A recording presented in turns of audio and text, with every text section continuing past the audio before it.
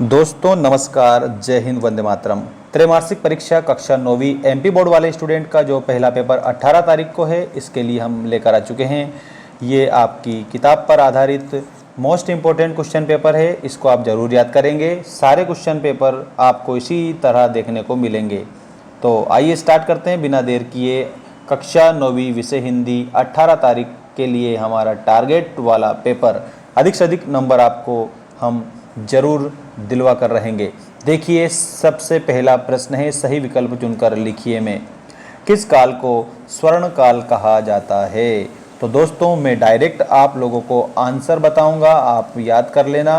तो भक्ति काल जो है, इसको स्वर्ण काल कहा जाता है। भक्ति काल को स्वर्ण काल के नाम से भी जाना जाता है। इसके अलावा दूसरा प्रश्न देखिएगा आप यहाँ पर, कामायनी, ये जो कामायनी लिखा हुआ है, इसके रचनाकार आपसे पूछा है।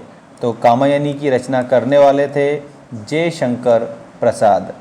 इसके बाद मेरे संग की औरतें मृदुला गर्ग द्वारा रचित क्या है? तो इसमें आप लोगों को क्या बताना है? संस्मरण बता देना है। इसके अलावा आपका नेक्स्ट क्वेश्चन है, माता पिता में कौन सा समास है? तो माता पिता में आप लोगों को द्वंद्व समास बताना रहेगा, ठीक है, और यही करेक्ट उत्तर है। तो ऑप्शन नंबर बी वाला, अर्थात ऑप्शन नंबर ख वाला आपका करेक्ट उत्तर हो जाएगा। इसके बाद में रामचंद्रिका के रचनाकार कौन हैं? तो रामचंद्रिका के रचनाकार के रूप में आपको केशव दास बताना रहेगा। केशव दास ने रामचंद्रिका की रचना की। मेघों की तुलना किससे की गई है? तो मेघों की तुलना की गई है पाहुन से। पाहुन मतलब होता है मेहमान। पाहुन मतलब क्या होता है? मेहमान होता है। इसके बाद में प्रश्न नंबर 2 देखिए, रिक्त स्थान की पूर्ति कीजिए। अब इसमें रिक्त स्थानों की पूर्ति में आप लोगों का जो ये प्रश्न है, इसमें पहला प्रश्न है, उपन्यास सम्राट के नाम से जाने जाते हैं। तो इसमें आपको प्रेमचंद बताना है, क्योंकि प्रेमचंद उपन्यास सम्राट के रूप में जाने जाते हैं।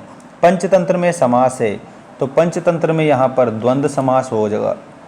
रात का विलोम शब्द, रात का विलोम शब्द आपको निशा बताना रहेगा, ठीक। अच्छा, रात का विलोम पूछा है, पर्यायवाची अगर पूछे तो निशा बताएंगे और विलोम पूछे तो दिन बताएंगे। तो दोस्तों इसमें आप लोगों को रात का विलोम बताना है दिन, ठीक है, और अगर पर्यायवाची पूछे तो निशा बता देना दोस्तों, ठीक है। थोड़ा सा इसमें जरूर आप ध्यान दे लेना। रौद्र रस का स्थायी भाव, रौद्र का स्थायी भाव हो जाएगा क्रोध, क्रोध हो जाएगा, ठीक है। रौद्र का स्थायी भाव क्रोध हो जाएगा। एकांकी में अंक पाया जाता है, तो एकांकी में एक अंक पाया जाता है। समास के 6 भेद होते हैं। समास के कितने भेद होते हैं? तो समास के 6 भेद आपको याद रखने हैं। इसके बाद देखिएगा, सही जोड़ी बनाइए। सही जोड़ी बनाइए वाला आपका पहला प्रश्न है, 9 2 11 होना।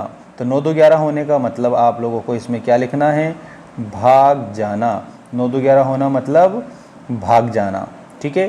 पंचवटी, तो दोस्तों इसमें पंचवटी के आगे आप लोगों को खंड काव्य बताना रहेगा। पंचवटी में खंड काव्य आप लोगों का करेक्ट आंसर हो जाएगा। सूर सागर, तो सूर सागर सूरदास की रचना है। सूरदास जी ने सूर सागर की रचना की। रीढ़ की हड्डी, इसमें आप लोगों को जगदीश चंद्र माथुर बताना रहेगा, ये जगदीश चंद्र माथुर। और रामचरितमानस, तो रामचरितमानस आप लोगों के लिए मैं बता देता हूँ, महाकाव्य होगा। और रामचरितमानस के रचनाकार कौन हैं? तुलसीदास जी हैं। इसके अलावा विद्यालय जो पद आपको दिया है, विद्यालय में दीर्घ संधि हो जाएगी। कौन सी दीर्घ संधि? ये वाली जो दीर्घ संधि है दोस्तों, विद्यालय में दीर्घ संधि हो जाएगी करेक्ट उत्तर के रूप में। तो आपको दीर्घ संधि बताना रहेगा। तो ये सही जोड़ी आपकी कंप्लीट हुई। सही जोड़ी के बाद हम देखते हैं सत्य असत्य लिखिए वाले क्वेश्चन, जिसमें आपका पहला प्रश्न है, इस जल प्रलय में बाढ़ का चित्रण किया गया है। इसमें आपको सत्य बताना है। अगला देखो, घुमक्कड़ शास्त्र के रचनाकार राहुल सांकृत्यायन हैं, तो इसमें भी आप लोगों को सत्य बताना है। रचना के आधार पर वाक्य के 4 प्रकार होते हैं, इसमें आप असत्य बताएंगे। और अगला देखिए, रीढ़ की हड्डी व्यंग प्रधान एकांकी है। तो दोस्तों रीढ़ की हड्डी व्यंग प्रधान एकांकी है, इसमें आप लोगों को सत्य बताना है। रस के 5 अंग होते हैं, इसमें आप लोगों को असत्य बताना है, क्योंकि रस के कितने अंग होते हैं? 4 अंग होते हैं। यथाशक्ति में अव्ययी भाव समास है, इसमें आप लोगों को सत्य लिखना रहेगा। यथाशक्ति में अव्यय भाव समास है। इसके बाद में देख सकते हो आप सभी, दो बेलों की कथा नामक पाठ के लेखक कौन हैं। तो दो बेलों की जो कथा है ये मुंशी प्रेमचंद्र जी ने लिखी है। मृत्यु का तरल दूत किसे कहा गया है। तो दोस्तों इसमें आपको बाढ़ के पानी को मृत्यु का तरल दूत कहा गया है। अब यहाँ पर आपको शब्द दिया है शिवालय। शिवालय की आपको संधि विच्छेद करना है। तो संधि में आपको शिव प्लस आलय बताना रहेगा। ठीक, अगला देखिएगा, अर्थ की दृष्टि से वाक्य के कितने भेद होते हैं। तो अर्थ की दृष्टि से वाक्य के 8 भेद हैं, ये आपको उत्तर बताने हैं। छायावाद के किन्हीं 3 प्रमुख कवियों के नाम लिखिए। देखो छायावाद के कवि हैं जिसमें आप लोगों को प्रसाद बताना है, मतलब जयशंकर प्रसाद।